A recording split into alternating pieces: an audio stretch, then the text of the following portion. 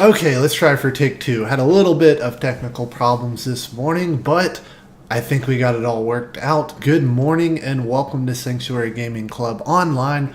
My name is TJ, founder of SGC, and today we're going to be doing some draft again on Magic Arena. Traditional draft for Ravnica Allegiance. So without any further ado, let's go ahead and jump in.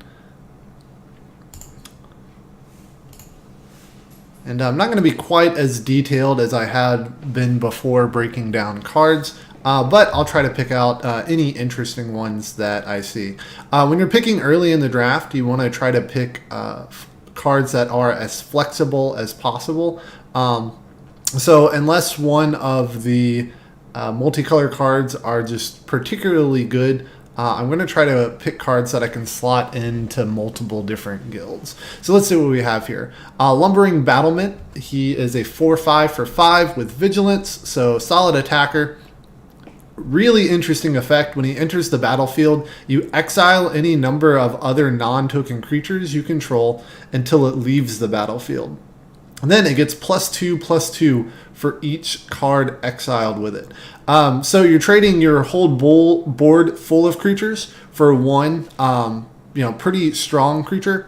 And then whenever this creature dies, it'll bring all of the other creatures back. So if any of those creatures have entered the battlefield effects, they can be quite strong. This is an interesting card. I'm not quite sure how it would do in a limited environment. Seeing it's going to be a lot more difficult to get the enter the battlefield effects you want to take advantage of it.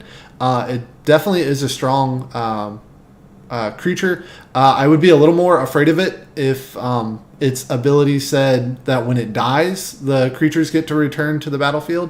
But it triggers on leaving the battlefield. So even if this card gets exiled, our creatures will return. So that's a pretty important distinction there. Let's see what else we have in the pack, but I might play this guy just so we can test him out and see what we got here. Code of Constraint. Target creature gets -4/-0 until the end of the turn. Draw a card. Not real removal here, more of a tempo card. Every now and then you'll be able to give a creature -4/-0 and then set up a good block for you where you get to take out the opponent's creature. Not the kind of removal that I'm looking for. It's definitely not more interesting than Lumbering Battlement here. Gruul Beastmaster. Whenever Gruul Beastmaster attacks, another target creature you control gets +X/+0 until the end of turn, where X is Gruul Beastmaster's power. And of course it has Riot, which means when it enters the battlefield, we can either throw a 1/1 counter on it, or we can give it haste. Pretty interested in this card, actually. A nice aggressive card to start off with. Can go in Gruul or Simic quite well.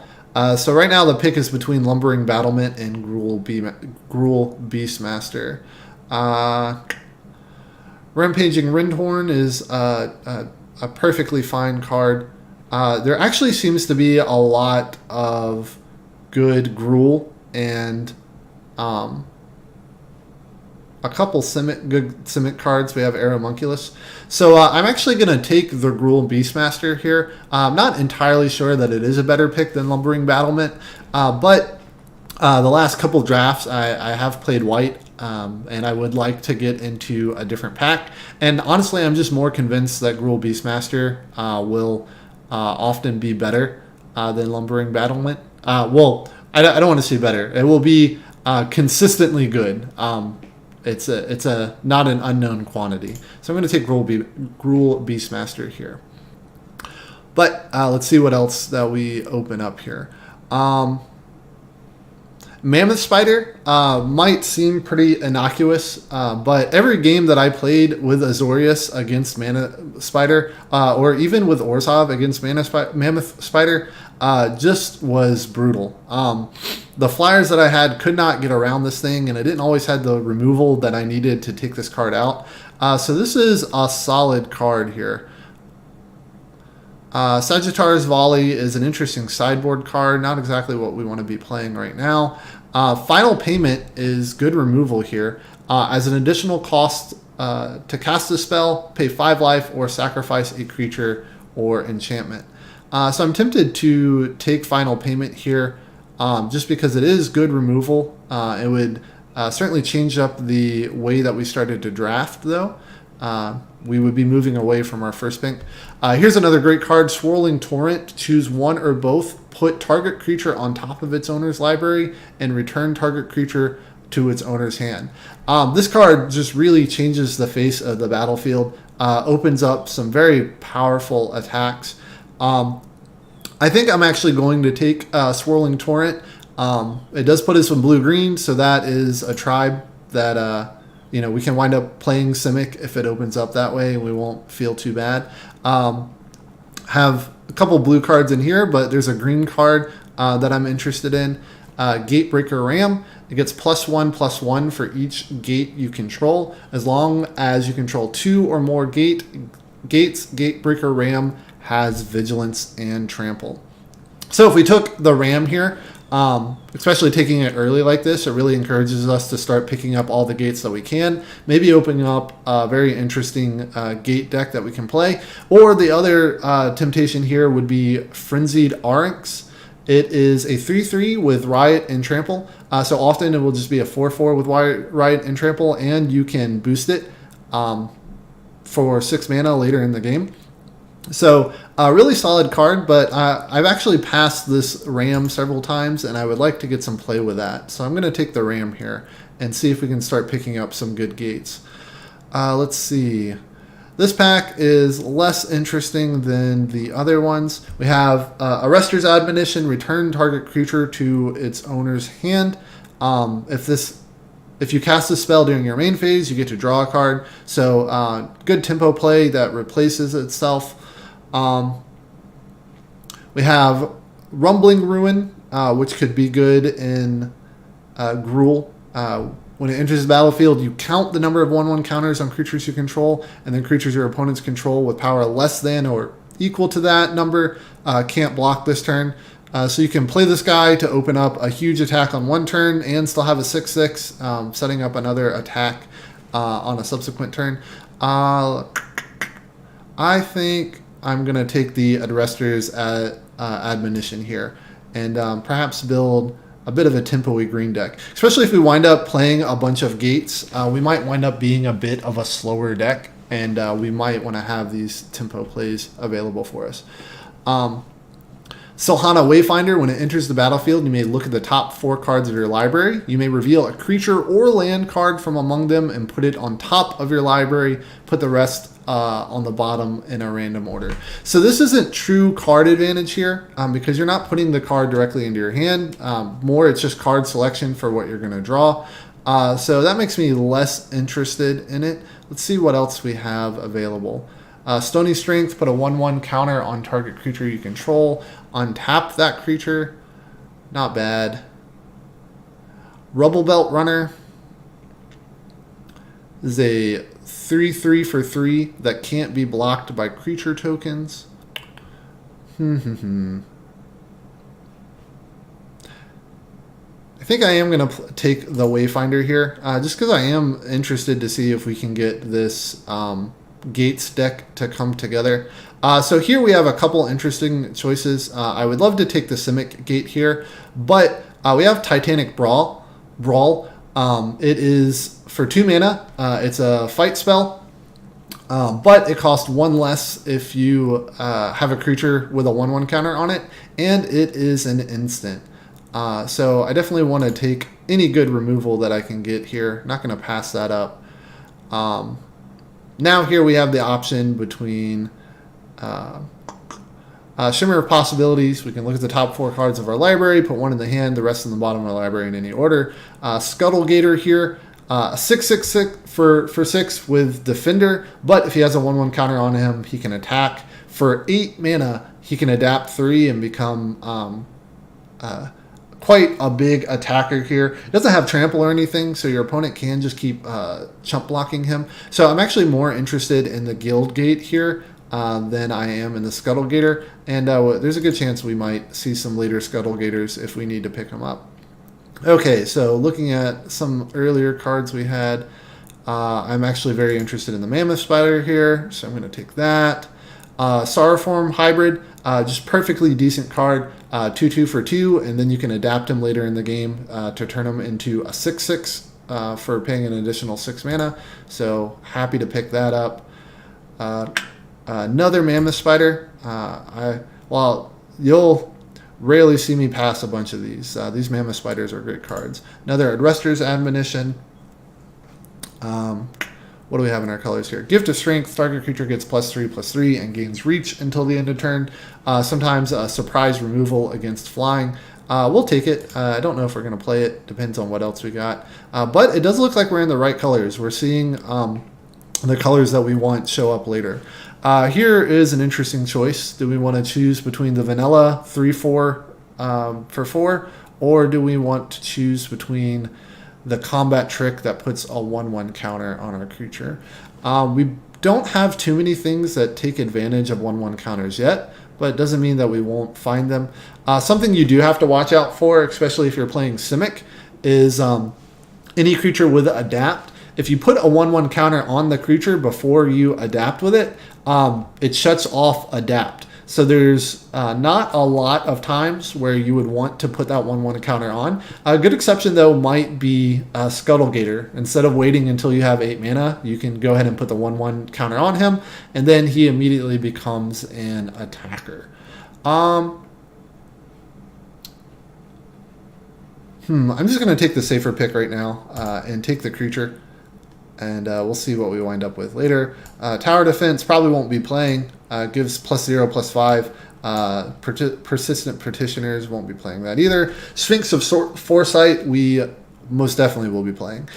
You may reveal this card from your opening hand. If you do, scry 3 at the beginning of your first upkeep. That ability rarely comes up, but he is a 4/4 flying for 4, and at the beginning of your upkeep, scry every turn. Very powerful effect in Limited, where you can start throwing away the lands that you don't need, sending them to the bottom of your deck, searching for more powerful effects.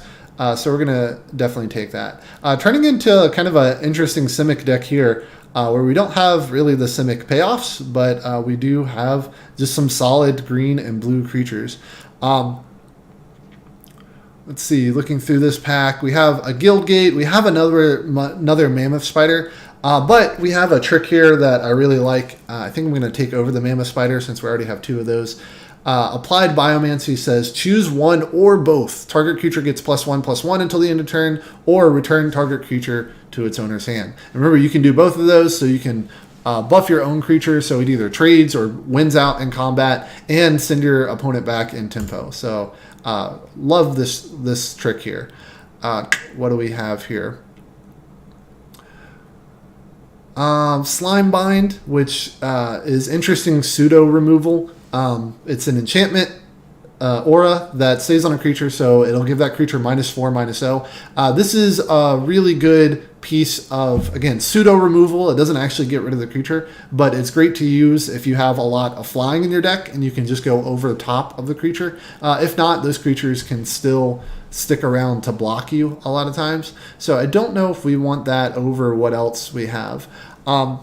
We have Titanic Brawl, another fight card here.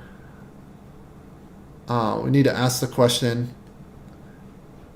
if it's worth setting up these fights. We also have Open the Gate, search your library for a basic land card or gate card, reveal it, put it into your hand, and then shuffle your library. We're not quite turning into the gate deck that we thought we might have been with Gatebreaker Ram, but that's okay because, again, we're getting a lot of other solid blue-green playables. Another blue-green playable that's solid here is Steeple Creeper.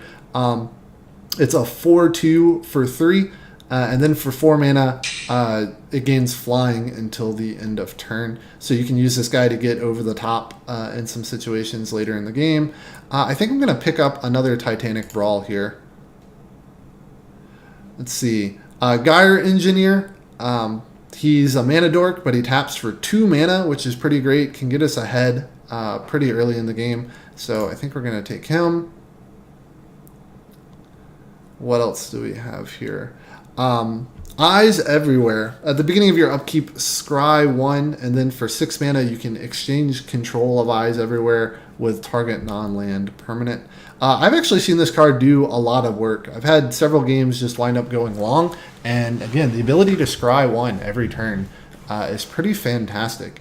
There's not a lot else that I want here in this pack, so I think I'm going to take Eyes Everywhere. I don't know if we're going to wind up playing it, but it is nice to have. Here's a bit of reward for finding the right colors in this draft. Incubation and Incongruity. Incubation, we get to look at the top 5 cards, reveal a creature card from among them, put it into our hand. Incongruity, we can exile target creature. That creature's controller gets a 3/3 Frog Lizard creature token. So it is removal. You can get rid of the scariest thing on the board, but you are going to leave behind a 3/3. So it's not always perfect removal, but exiling is very nice because it gets around the afterlife mechanic that is pretty common in Orzhov. So we're going to take that. What else do we have here? It's very tempting just to take another Mammoth Spider here. The other options would be Gateway Plaza, allowing us to get into a third color if we see some more things. And I think we might actually take the Gateway Plaza. It is a gate, so it does work with our Gatebreaker Ram. And depending on what we see in the third pack, we might we might be picking up some cards that are outside of Simic colors. So some decent picks here. Skittering Eel, I've liked quite a bit as just a good utility creature. 3/3 for 4, which is not bad stats. For another 3 mana, it becomes a 5/5. Territorial Boar. Whenever a creature with power 4 or greater enters the battlefield under your control, Territorial Boar gets +1/+1 in Vigilance until the end of turn. So not a bad card here, but let's see, we do have a bunch of 4-drops, though. We are running kind of short on 2-drops, so we might want to pick up... I think the better pick here might be the Boar, even though I like the Skittering Eel better. We do need to make sure we have some other early game plays. So really, Caretaker is a card I don't care much for, unless you're really committing to 4-color or 5-color deck. Cerulean Caretaker, it has to tap itself and an untapped creature that we control to be able to add 1 mana of any color. So, again, not terribly excited about that. Okay, what else do we have here? Not much, honestly. We're going to take this Gruul Guildgate, again, just to open up the possibility of taking red in our future picks. Thought Collapse, Counterspell. I don't really think that's what this deck wants to be doing. Then again, we do have a bunch of bounce spells, so being able to send something to our opponent's hand one turn, then Thought Collapse it when they go to replay it later. Definitely some merit to that idea. Do I like it better than just taking the Guildgate? We're going to take Thought Collapse here. Steeple Creeper. Good old Creepy Steve. Well, anything we pick here could be in our colors. We're going to take, I think, the Guildgate just to open up some possibilities.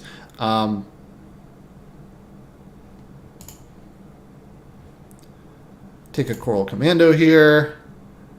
We'll take a Simic Locket. Why not? And Screaming Shield won't be playing. Okay, going into our final pack here.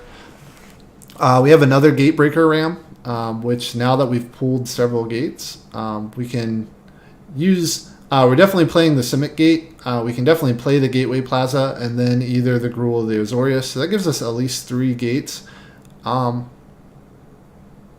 think that's a good reason to play it. Let's see, we can play Bring to Trial here. Exile target creature with power 4 or greater. So just another decent piece of removal. Let's take the Gatebreaker Ram and see if we can commit to one of these colors to really play another gate here. Let's see. Bulwark Clan Crusher.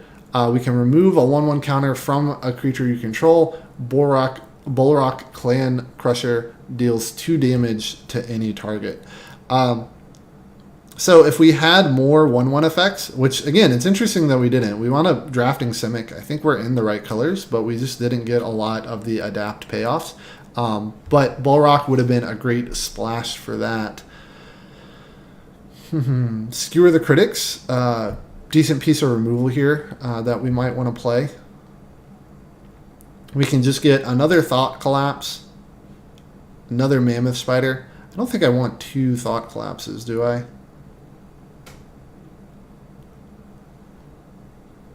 I know there's potentially some merit to just bouncing everything our opponent has and then trying to counter them when it comes back down and just letting one of our creatures run away with the game.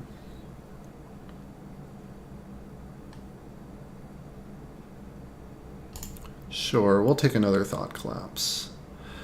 Gateway Sneak. Whenever a gate enters the battlefield under your control, Gateway Sneak can't be blocked this turn. Whenever Gateway Sneak deals combat damage to a player, draw a card. So we don't have a ton here. Light up the stage. Exile the top 2 cards of your library until the next turn. You may play those cards. So gives us a little bit of card advantage.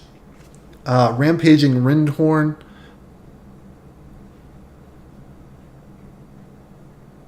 Again, a 5/5 for 5 or 4/4 with haste for 5. Not bad. Or we have Wrecking Beast.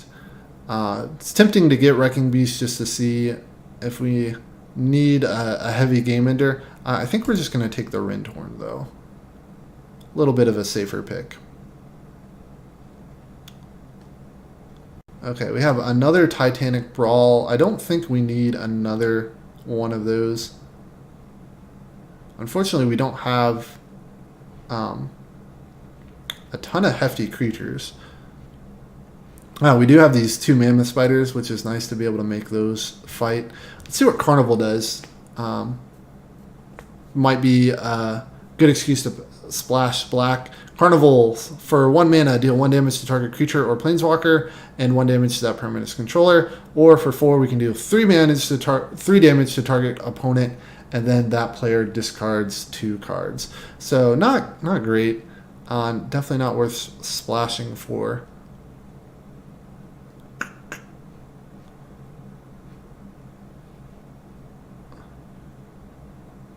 How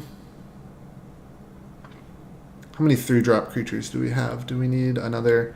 We might just want this Coral Commando here to fill out the deck a little bit. Sure. Okay. So our Law Mage's Binding is actually wonderful removal. Might justify us splashing that white in there.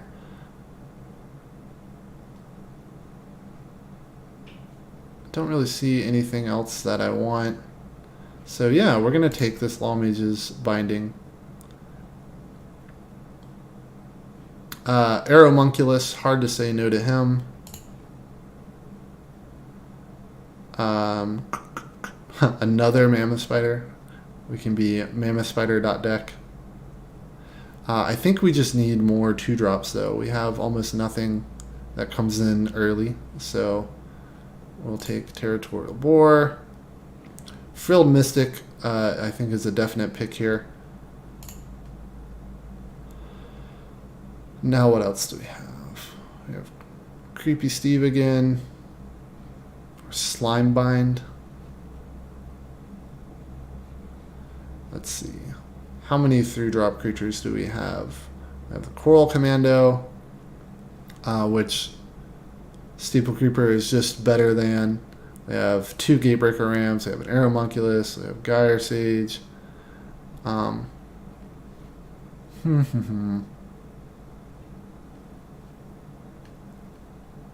I really don't think I want to play Slimebind in this deck.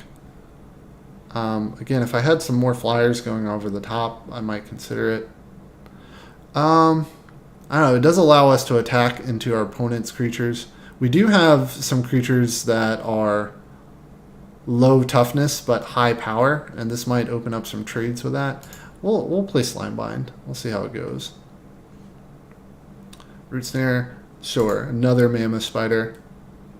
If we do wind up playing Azorius, they're just going to have a hard time. I don't think we want another Thought Collapse, but I will take this Gateway Sneak, see if we can find room for it. And now we're at the point where it doesn't matter too much. Well, sure. Carnival can go on the sideboard here. Active Treason, Deface. We will put Deface in the sideboard. Maybe our opponent has some crazy artifact we can't deal with. Sky Tether is not the kind of removal that we want to play in this deck, but it's perfectly fine. And Azorius gives Enchanted Creature Defender, and they lose flying. So if we had some more flyers, that would be great, but sure, we will take this. Again, potential sideboard if our opponent just plays a flying threat that we can't deal with. Okay, so let's get rid of the gates that we're not using. We decided not to go Gruul.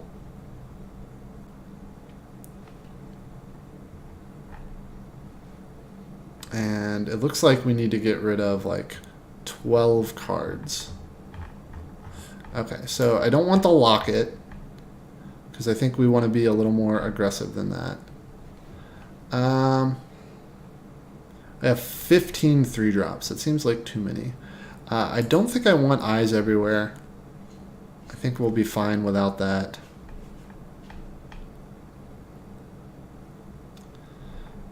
Do I need the Law Mage's Binding?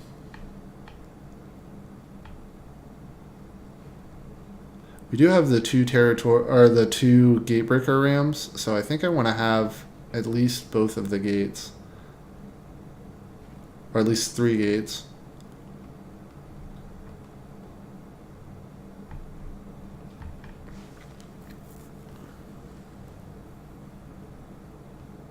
Really happy to pick up this Frilled Mystic.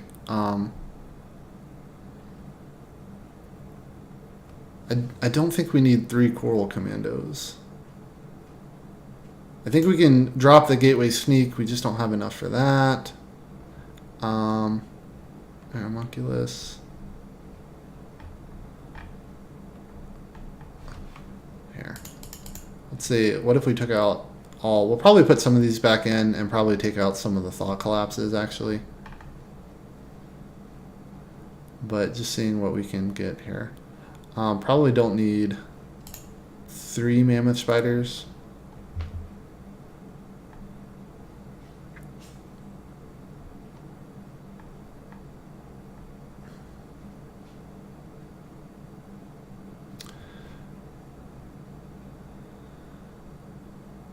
I'm wondering how good Titanic Brawl really is in our deck, just because we have so many things with 2 toughness. And we do have all these Mammoth Spiders. I think we just have way too many combat tricks, though.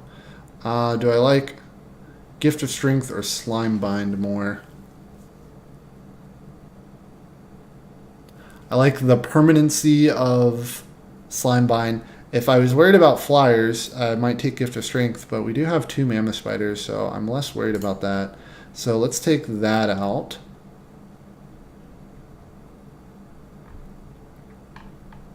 Okay, what are we at now? We still need to cut 4 cards here.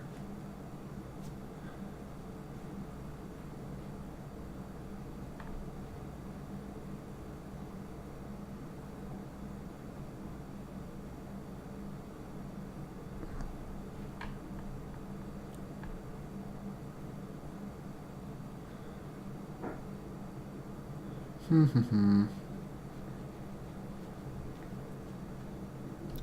think we're going to get rid of 1 Thought Collapse, especially since we picked up that Frilled Mystic.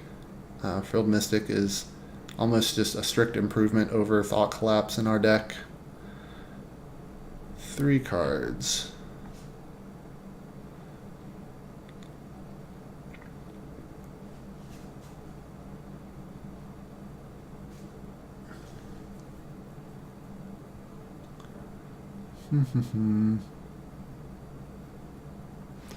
Let's see, how many creatures do we currently have? So we have 16 creatures, which is almost on point, and we might have 17 creatures instead.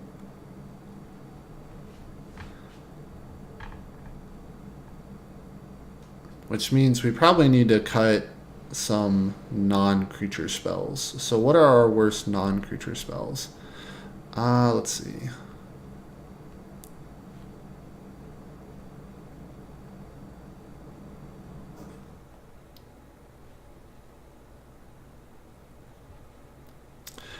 I feel like Titanic Brawl needs to go. We have so many 2 toughness creatures, and so if we set up a fight scenario, and even if we're dealing 3 damage to our opponent's creature, if it comes back and if it can deal 2 or more tough power, our creature's going to die. So then we're basically 2 for 1ing ourselves with our own card, and you never want to do that if you can avoid it.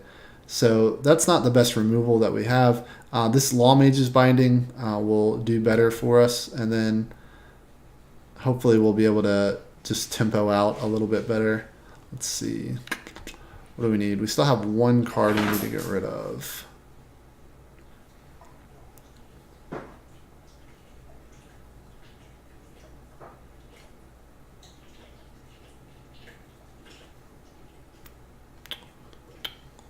Digging this music.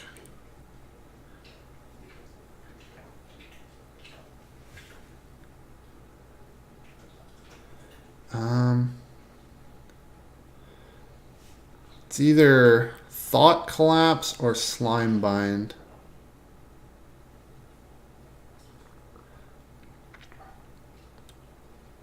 I think we get rid of our other Thought Collapse here. Yeah. Okay, let's check our mana. So whenever you splash a color, you usually want to have 3 sources of that splash color. And so we, in fact, have white, white, and white. So there's 3 whites.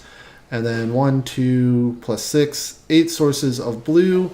And 9 sources of blue. And then 1, 2, plus that, 9 sources of green as well. So I think our mana looks just fine. I think I'm pretty happy with our deck. We'll see how it plays out here. Let's take a quick peek and see what we have available for sideboarding if we get into it. So a couple more creatures if we just need to turn into a very, very aggressive deck. Some Thought Collapses if and Eyes Everywhere, I guess, if we wanted to turn into a real slow deck. Gift of Strength if we run into some flyers that we can't deal with. Another Mammoth Spider that we can throw in. Let's see. We do have a Gruul Guildgate, but not much to splash in red unless we just happen to run into an artifact that we absolutely cannot deal with, but I don't see that being an issue. Okay, so it's a pretty good looking deck. Nice curve here. Let's see how we do.